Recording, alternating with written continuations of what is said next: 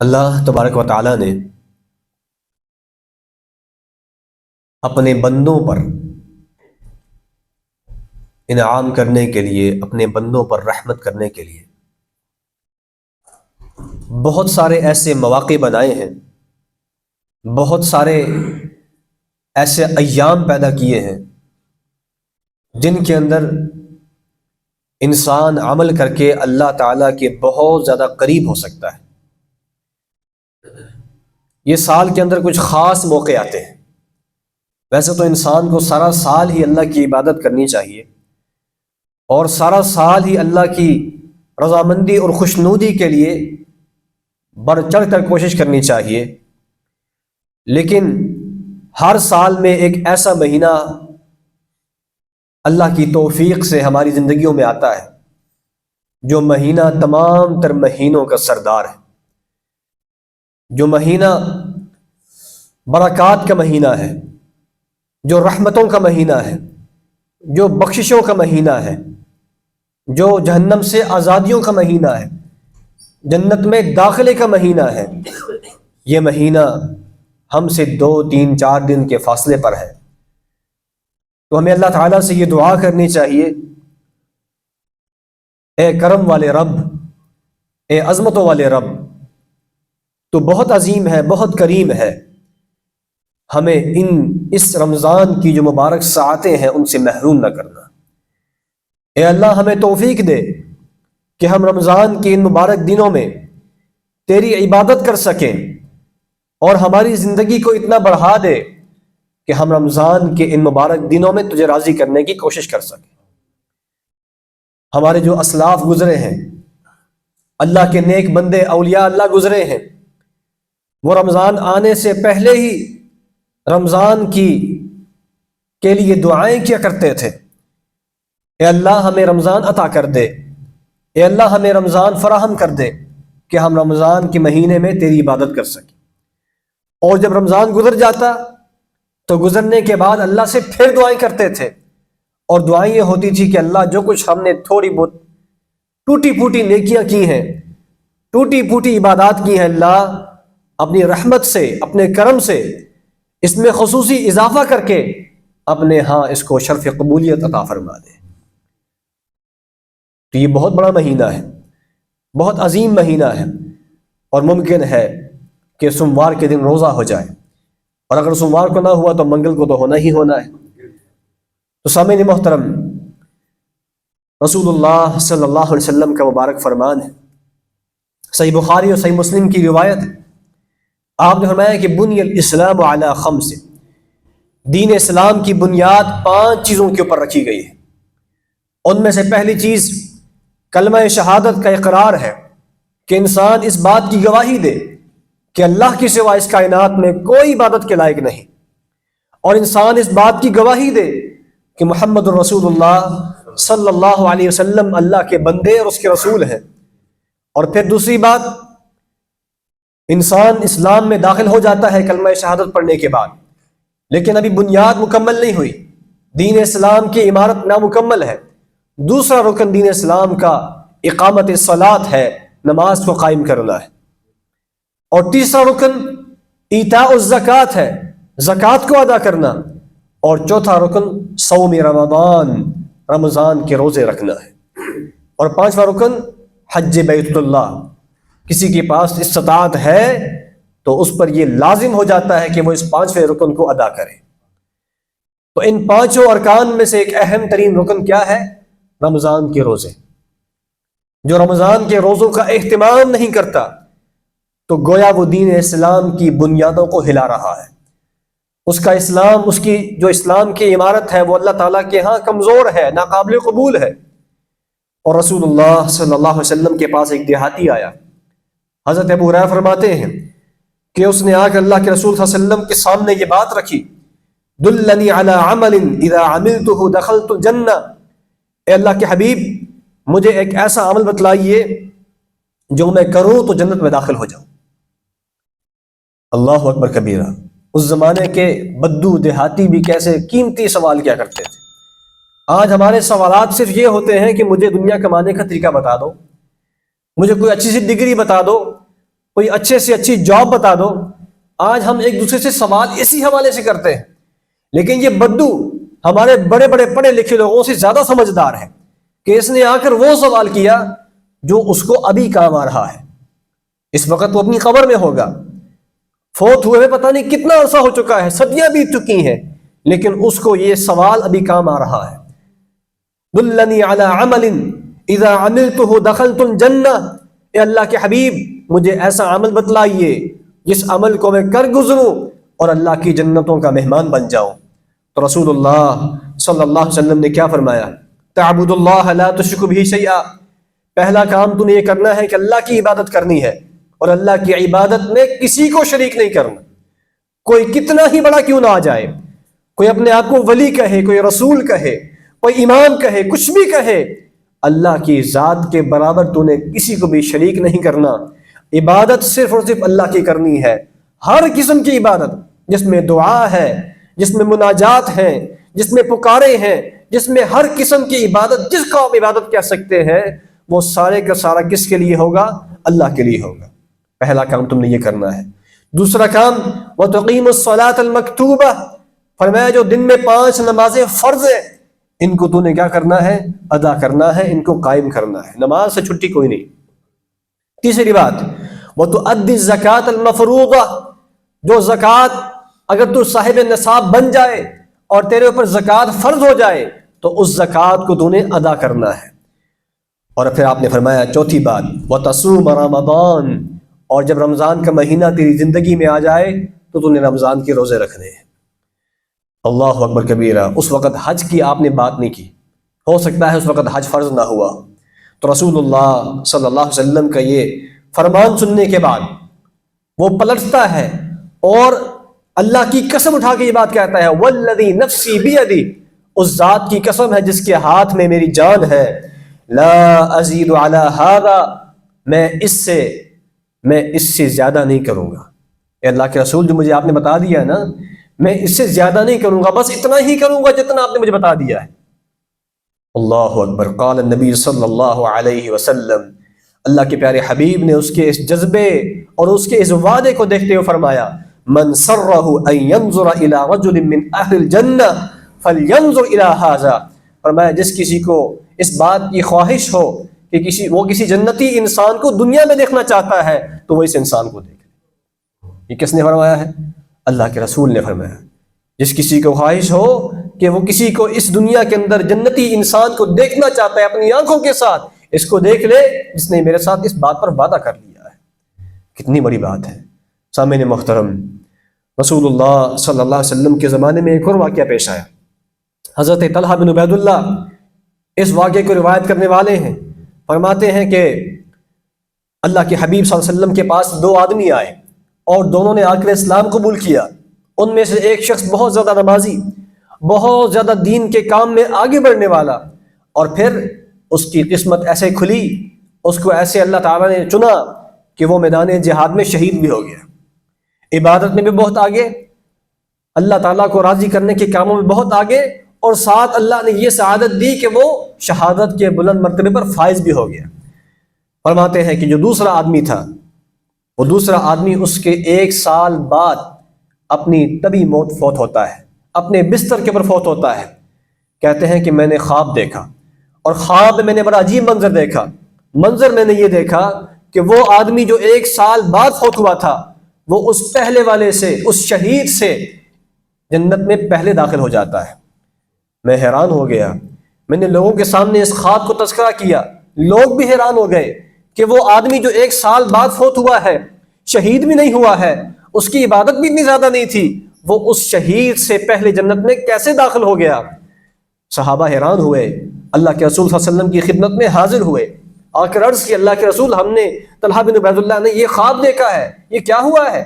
اللہ کے رسول نے فرمایا اتعجبون اتعجب من ای شیء تعجبون، تم کس بات پہ تعجب کرتے ہو؟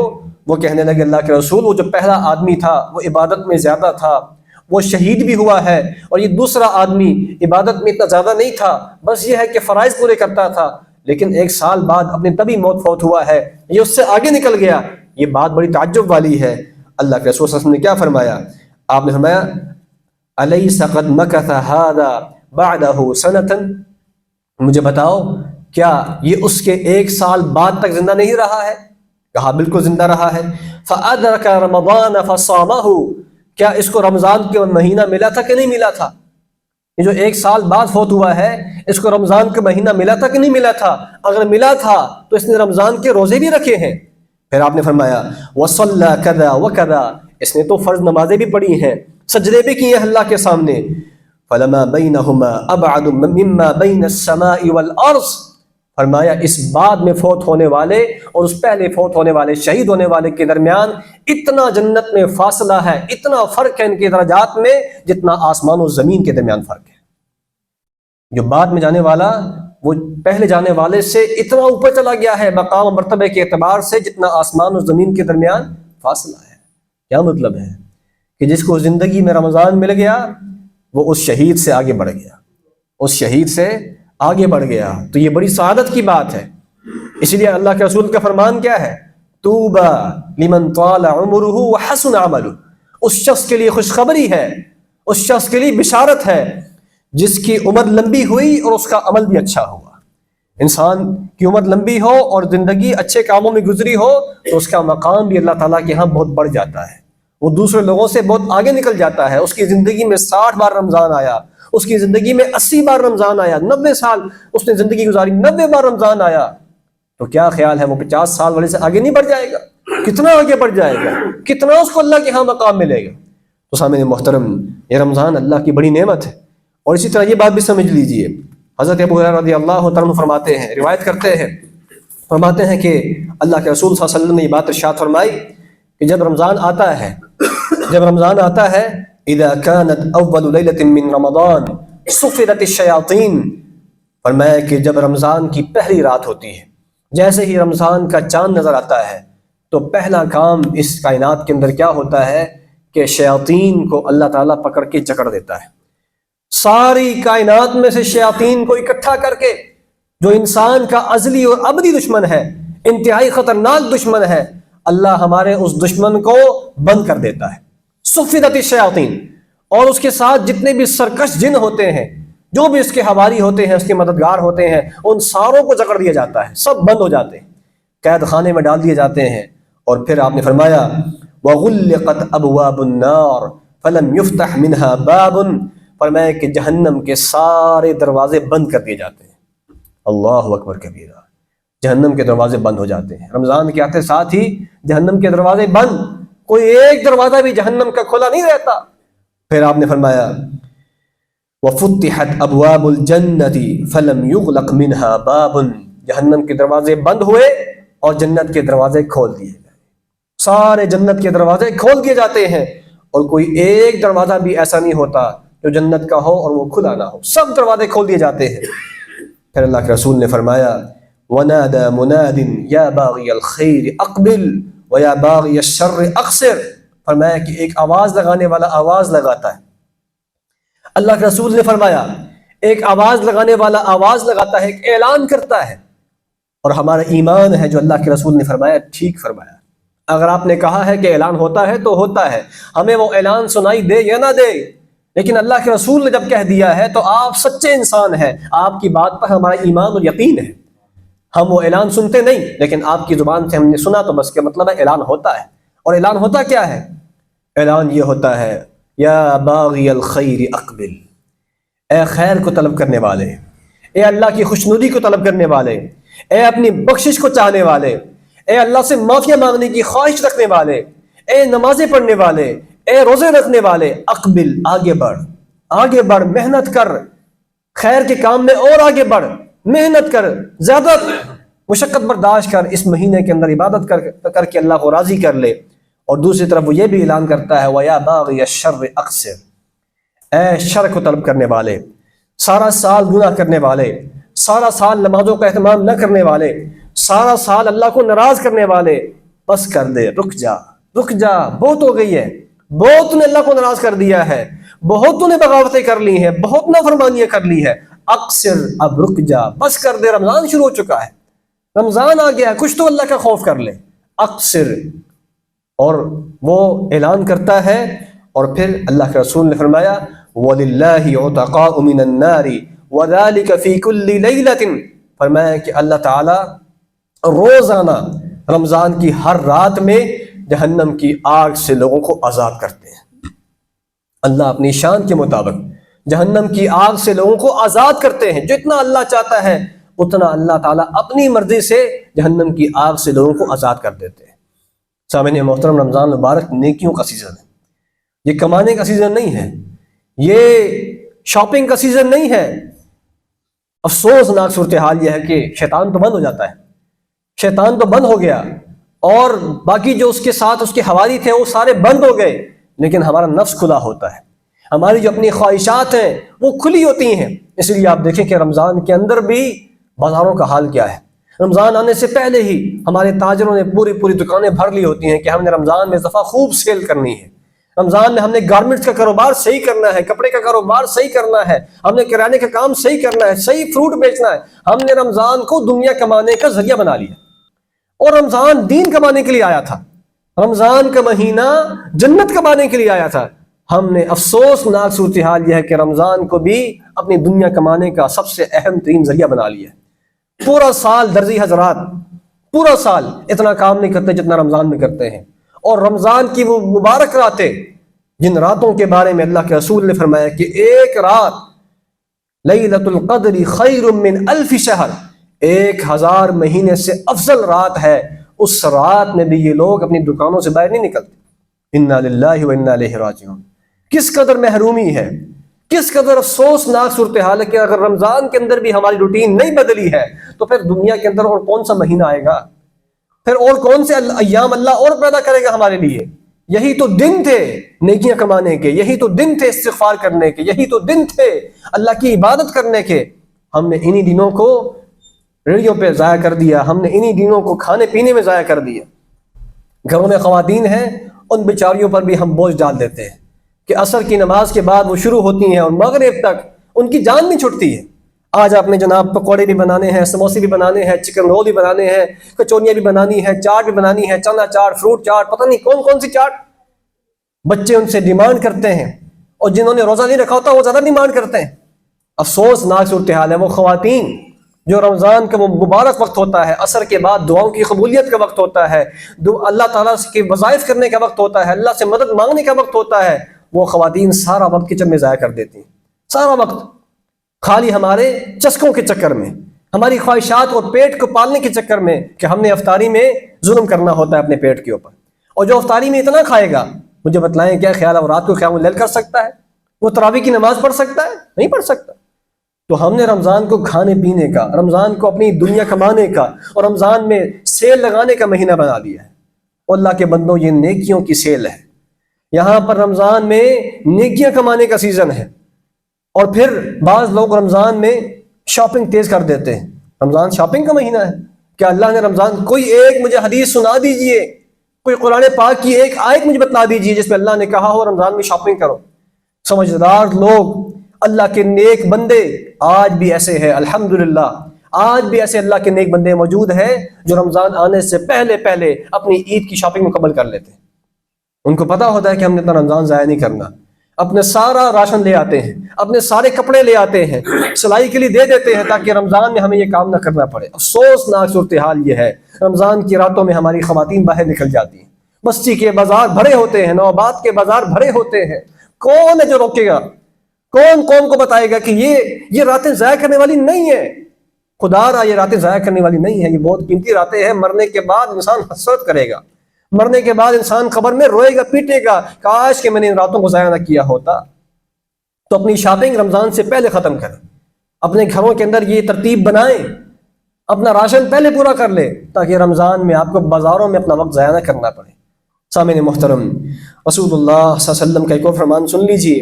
اللہ کے رسول نے فرمایا کہ اللہ تعالیٰ فرماتا ہے، یہ حدیث قدسی ہے، قال اللہ عز وجل کل عمل ابن آدم له الا الصیام، کہ ہر انسان کا، ابن آدم کا ہر عمل اس کے لیے ہوتا ہے ماں سوائے روزے کے، فَإِنَّهُ لِي وَأَنَا أَجْزِي بِهِ، فرمایا کہ روزہ خالص میرے لیے رکھتا ہے، روزہ خالص۔ یہ انسان دیکھیں نا، ہر عمل کے اندر ریاکاری ہو سکتی ہے، ہر عمل کے اندر ریاکاری ہو سکتی ہے، لیکن روزہ ایسا عمل ہے جس کے اندر ریاکاری نہیں ہو سکتی۔ کیوں؟ کیونکہ انسان کا تعلق اس معاملے میں صرف اور صرف اللہ کے ساتھ ہوتا ہے۔ کون دیکھ رہا ہے مجھے؟ اگر میں دن کو گھر میں گھس کے کھا لوں مجھے دیکھتا ہے؟ میں اگر کمرے کے اندر گھس کے کھا لوں کوئی مجھے دیکھ رہا ہے؟ لیکن کیا ہوتا ہے، کس قدر اللہ کا ڈر ہوتا ہے، کس قدر اللہ تعالیٰ کی نظر کا احترام ہوتا ہے کہ اللہ مجھے دیکھ رہا ہے، کہ انسان بعض اوقات شدید گرمی میں پانی اپنے منہ کے قریب لا کر کلی کر لیتا ہے لیکن پانی نیچے نہیں اتارتا۔ کیوں؟ اللہ نے منع کیا ہوا ہے، اللہ نے منع کیا ہوا۔ کتنی بڑی بات ہے یہ، اس میں اخلاص ہے۔ یہ روزہ ہوتا ہی اللہ کے لیے، اسی لیے انسان تنہائی کے اندر بھی روزے کو نہیں توڑتا، روزے کو خراب نہیں کرتا، اس لیے اللہ نے اس کا بدلہ بھی بہت بڑا رکھا ہے۔ فرمایا کہ انا اجزی بھی، اس کی جزا میں مالک الملک خود دوں گا، اور اللہ قیامت کے دن ایسی جزا دے گا کہ انسان دیکھ کے حیران رہ جائے گا کہ میرے اس روزے کا کتنا بڑا بدلہ ملا ہے۔ اللہ اکبر۔ فرمایا الصیام جنۃ، لوگوں سیام روزہ ڈھال ہے، روزہ انسان کے سامنے ڈھال بن جاتا ہے۔ اور واقعی ایسے ہوتا ہے، انسان نے جب روزہ رکھا ہو تو کوئی غلط کام کرنے سے پہلے انسان سوچتا ہے۔ بہت سارے لوگ ایسے ہیں جو الحمدللہ روزے کی برکت سے جھوٹ سے دور ہو جاتے ہیں، غیبتوں سے دور ہو جاتے ہیں، نمازوں کے پابند ہو جاتے ہیں، بہت سارے خیر کے کام شروع کر لیتے ہیں روزے کی برکت سے۔ تو واقعی یہ بات ہے، الصیام جنہ، فرمایا روزہ تو ڈھال ہے، روزہ انسان اور اس کے گناہوں کے درمیان ڈھال بن جاتا ہے، رکاوٹ بن جاتا ہے۔ اور پھر آپ نے فرمایا فَإِذَا كَانَ يَوْمُ صَوْمِ أَحَدِكُمْ، فرمایا کہ جب کسی انسان کا روزہ ہو، تم میں سے کسی انسان کا اگر روزہ ہو تو فَلَا يَرْفُثْ وَلَا يَسْخَبْ، فرمایا کہ اس کو چاہیے کہ وہ فحش بات نہ کرے، زبان سے کوئی گندی بات نہ کرے، اور چیخے چلائے نہیں، لڑائیاں نہ کرے، اپنی زبان کا غلط استعمال نہ کرے۔ فَإِن سَابَّهُ أَحَدٌ أَوْ قَاتَلَهُ فَلْيَقُلْ إِنِّي امْرُؤٌ صَائِمٌ، فرمایا کہ اگر کوئی آپ سے لڑنے کے لیے آتا ہے، آپ روزے کی حالت میں ہیں، کوئی آپ سے لڑنے کے لیے آتا ہے، کوئی آپ کو گالی گلوچ کرتا ہے، آپ نے اس کا جواب نہیں دینا، صرف کیا کہنا ہے؟ یار میں روزے سے ہوں، یار رمضان کا مہینہ میں یہ کام نہیں کر سکتا، آپ نے جو کرنا ہے کہہ لیں، جو آپ نے زبان غلط استعمال کرنی ہے کر لیں، میں آپ کو جواب نہیں دوں گا۔ یہ اتنی بڑی بات ہے کہ روزہ انسان کے اندر کنٹرول پیدا کر دیتا ہے، روزہ انسان کے اندر صبر پیدا کر دیتا ہے کہ انسان آگے سے یہ کہے کہ بھائی میں تو روزے سے ہوں، میں اپنے روزے کو خراب نہیں کرنا چاہتا، میں آپ کی اس بات کا جواب نہیں دوں گا۔ پھر فرمایا والذی نفس محمد بیدہ صلی اللہ علیہ وسلم، فرمایا اس ذات کی قسم ہے جس کے ہاتھ میں محمد صلی اللہ علیہ وسلم کی جان ہے، لخلوف فم الصائم اطیب عند اللہ یوم القیامۃ من ریح المسک، فرمایا کہ جو روزے دار کے منہ سے بدبو آتی ہے، شام تک جب ہم بھوکے رہتے ہیں نا تو انسان کے منہ میں بدبو پیدا ہو جاتی ہے، ہمیں تو بدبو بری لگتی ہے۔ اللہ اکبر کبیر، اللہ تعالیٰ کتنا عظیم ہے، اللہ کتنا عظیم ہے۔ اللہ فرماتے ہیں کہ یہ روزے دار کی منہ کی بدبو یہ مجھے کستوری کی خوشبو سے زیادہ عزیز ہے، زیادہ اچھی لگتی ہے۔ کیوں؟ اس نے میری وجہ سے روزہ رکھا ہے، میری وجہ سے بھوک برداشت کی ہے، جس کی وجہ سے اس کے پیٹ کے اندر، اس کے منہ کے اندر بدبو پیدا ہو گئی۔ اللہ اکبر۔ پھر دوبارہ فرمایا وَلِلصَّائِمِ فَرْحَتَانِ، فرمایا کہ روزے دار کے لیے دو خوشیاں ہیں، روزے دار کو دو خوشیاں ملتی ہیں۔ فرحتن، فرمایا اذا افطر فرح بفطرہ، فرمایا کہ ایک خوشی تو اس کو اس وقت ملتی ہے جب وہ سارے دن کی بھوک اور پیاس کو برداشت کرنے کے بعد شام کو افطاری کے ٹیبل پہ بیٹھتا ہے، دسترخوان پہ بیٹھتا ہے تو سامنے افطاری آتی ہے، بڑا خوش ہو جاتا ہے کہ جس صبح سے بھوکا تھا ابھی میرے سامنے کھانا آ گیا ہے، اب میرے سامنے پھل آ گیا ہے، میں کھاؤں گا۔ ایک خوشی تو اس کو اس وقت ہوتی ہے، اور دوسری خوشی وَإِذَا لَقِيَ رَبَّهُ فَرَحَ بِصَوْمِهِ، فرمایا جب کل قیامت کے دن اپنے رب سے ملاقات کرے گا، اللہ اس کو اتنا دے گا، اس کے روزے کی وجہ سے اتنا نوازے گا کہ اپنے روزے پر وہ خوش ہو جائے گا کہ میں نے کتنے روزے رکھے تھے، اللہ نے مجھ پر اس کے بدلے میں کتنا انعام کر دیا ہے۔ سامعین محترم، یہ بہت عظیم عبادت، بہت خوبصورت عبادت ہے، اور یہ بات بھی ذہن میں رہے۔ رسول اللہ صلی اللہ علیہ وسلم نے یہ بھی فرمایا من لم يدع قول الزور والعمل به فليس لله حاجة ان يدع طعامه وشرابه، جو شخص روزہ رکھنے کے بعد بھی جھوٹی بات نہیں چھوڑتا، فضول باتیں نہیں چھوڑتا، غیبتیں نہیں چھوڑتا، اپنی زبان کا غلط استعمال نہیں چھوڑتا، اور اسی طرح اپنے جسم کو گناہوں سے نہیں روکتا، فرمایا کہ اللہ تعالیٰ کو اس کے روزے کی کوئی ضرورت نہیں، اللہ کو اس کے روزے کی کوئی ضرورت نہیں۔ اس لیے روزہ رکھنے کے بعد زیادہ محتاط ہونے کی ضرورت ہے، اپنی روٹین کو بدلنے کی ضرورت ہے۔ اور ایک اور چیز جو بڑی اہم ہے، جو رمضان کے ساتھ بہت خاص ہے، وہ ہے رمضان کا قیام رمضان۔ ہم روزہ رکھنے کے حوالے سے تو محنت کرتے ہیں، لیکن قیام رمضان کے حوالے سے ہم بہت سست ہیں۔ من قام رمضان ایمانا واحتسابا غفر له ما تقدم من ذنبه. اللہ کے رسول نے فرمایا جس کسی شخص نے رمضان مبارک کا قیام کیا، تراویح کی نماز پڑھی، فرمایا اللہ تعالیٰ اس کے بدلے میں اس کے پچھلے سارے گناہوں کو معاف کر دیتے ہیں. سامعین محترم، ہم سارا سال تہجد نہیں پڑھتے، ہم سارا سال یہ نماز نہیں پڑھتے. رمضان کا یہ مبارک موقع ہوتا ہے جس مبارک موقع پر ہم باجماعت یہ ادا کرنے کے قابل ہو جاتے ہیں. اور باجماعت نماز ادا کرنے کا فائدہ یہ بھی ہوتا ہے کہ انسان کے اندر سستی نہیں آتی. گھر میں اکیلا پڑھے گا، 2 رکعتیں پڑھے گا، تھک جائے گا، لیٹ جائے گا. لیکن جب آپ باقاعدہ مسجد میں آ کے کسی امام کے پیچھے کھڑے ہو کے پڑھیں گے تو پھر آپ کے اندر سستی نہیں آئے گی. آپ تراویح کو مکمل کریں گے، مکمل پڑھ کے جائیں گے. اور پھر رمضان کے اندر قرآن سننا کتنی خوبصورت عبادت ہے، کتنا خوبصورت کام ہے. ایک ایک حرف کے بدلے میں 10 نیکیاں ملتی ہیں. ذرا سوچیں ان لوگوں کا مقام و مرتبہ اللہ تعالیٰ کے ہاں کتنا بڑا ہے جو پورا قرآن سنتے ہیں، جو پورا قرآن سنتے ہیں. کتنے حروف ہیں قرآن پاک کے اندر. تو سامعین محترم، یہ رمضان کا قیام بہت قیمتی عمل ہے، اس کو ضائع نہیں کرنا. اور رسول اللہ صلی اللہ علیہ وسلم کے زمانہ میں تو صحابہ کرام کو جب اللہ کے رسول نے تراویح کی نماز پڑھائی تو صحابہ کی تعداد روز بروز بڑھ رہی تھی، ان کی تعداد روز بروز بڑھ رہی تھی. یہاں تک کہ ایک دن ایسا بھی آیا کہ صحابی کہتے ہیں کہ مسجد میں جگہ ہی نہیں بچی صحابہ کے لیے، اتنی مسجد بھر گئی نمازیوں سے. ہمارے ہاں حال کیا ہوتا ہے کہ پہلی 3-4 تراویحوں میں تو بہت جوش ہوتا ہے، بہت جذبہ ہوتا ہے، اور پھر آہستہ آہستہ مسلمانوں کا ایمان کمزور ہوتا ہے اور 10ویں تراویح کے بعد تو بالکل مسلمان غائب ہی ہو جاتے ہیں. بعض مسجدوں میں یہ حال بھی ہوتا ہے کہ امام کے ساتھ 5-6 لوگ کھڑے ہوتے ہیں اور پھر جب دوبارہ رمضان کا آخر آتا ہے پھر مسلمان واپس آ جاتے ہیں. نہیں، مسلمان کے عمل میں دوام ہوتا ہے. جب آپ نے کام شروع کر لیا ہے پھر چھوڑتے کیوں ہیں آپ؟ آپ نے پہلی رمضان سے لے کر پہلی رات سے لے کر آخری رات تک آپ نے قیام کرنا ہے. پورے رمضان کی قیام کا ثواب یہاں پہ لکھا ہوگا حدیث کے اندر. یہ نہیں کہ خالی 2 راتیں قیام کریں، 3 راتیں قیام کریں، پورے رمضان کا قیام کرنا ہے.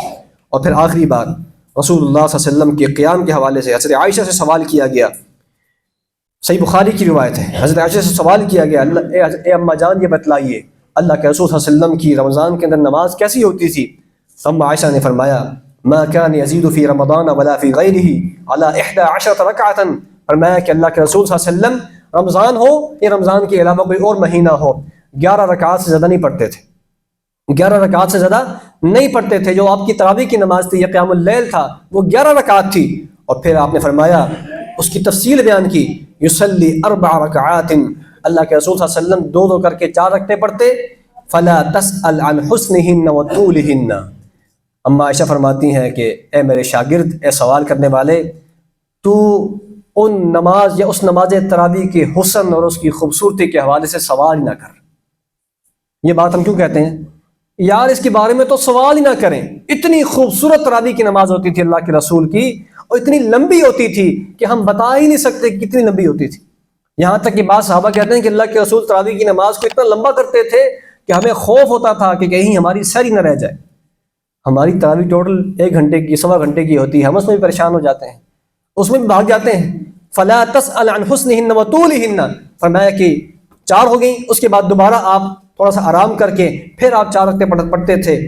پھر دوبارہ فرمایا کہ پھر تو دوبارہ مجھ سے ان کے بارے میں سوال نہ کر کے ان کی خوبصورتی کتنی ہوتی تھی، کتنی وہ لمبی ہوتی تھیں. ثم يصلي 3. پھر آپ آخر میں 3 رکعت وتر پڑھتے تھے. تو اس طرح ٹوٹل 11 رکعتیں بن جاتی ہیں. 8 رکعت نماز تراویح ہے اور 3 رکعت اس کے وتر بنتے ہیں.